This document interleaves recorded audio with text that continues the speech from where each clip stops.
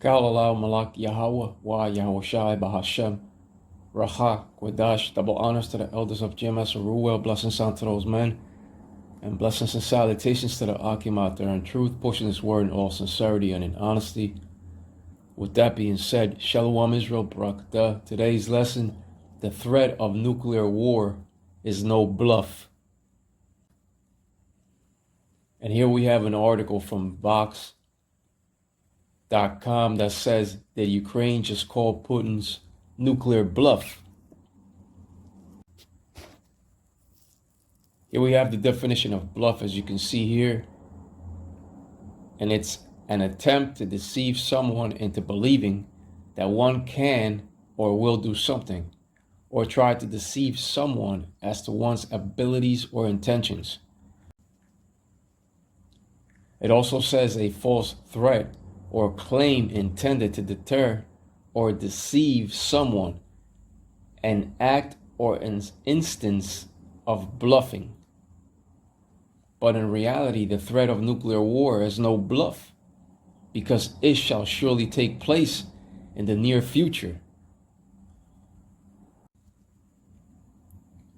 The article continues to say, by invading Russia, Ukraine was also sending a message to America, and America is known as Babylon the Great according to the scriptures.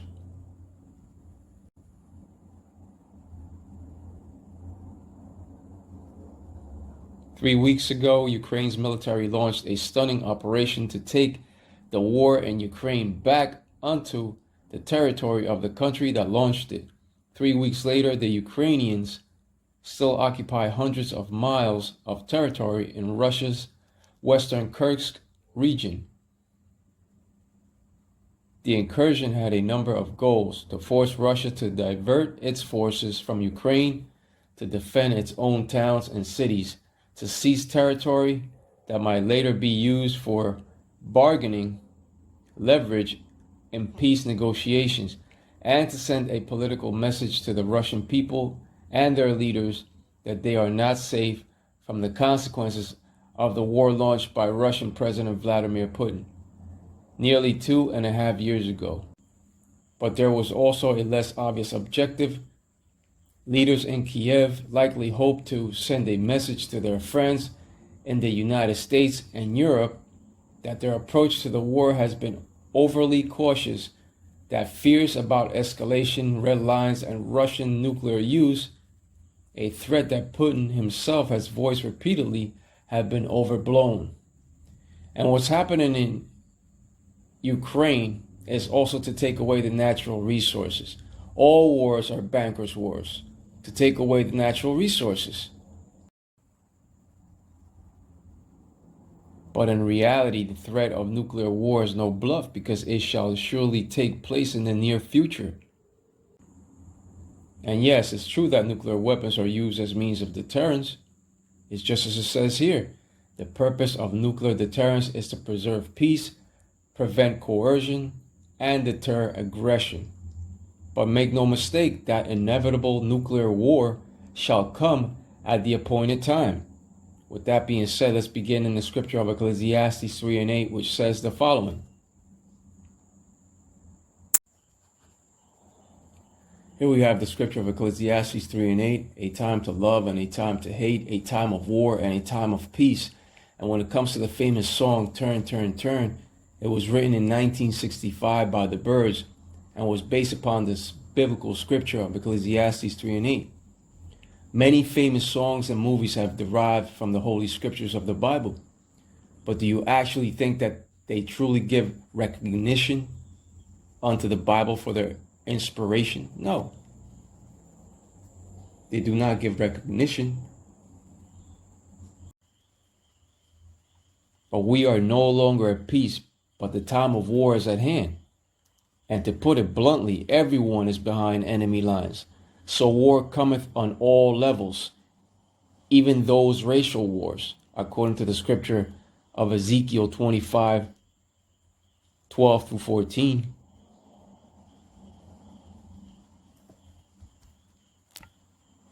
And plus, the wicked, which is Edom, were made for the day of evil. War cometh on all levels, even that destructive third world war. Revelation 11:14, the second woe is past, and behold, the third woe cometh quickly, meaning that the second world war of destruction has passed, but the third world war of destruction cometh quickly. As soon as they pass the CHIP of Revelation 13 and 16, it follows right after that.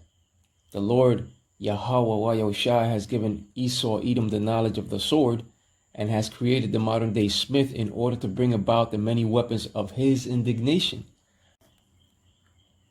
Right, to bring about those nuclear missiles of destruction upon modern day Babylon the Great and onto the land of the small hats. As soon as that CHIP is fully implemented upon society, that inevitable World War III shall come quickly. And before you know it, that World War III is at the doorstep. Look at Latvia.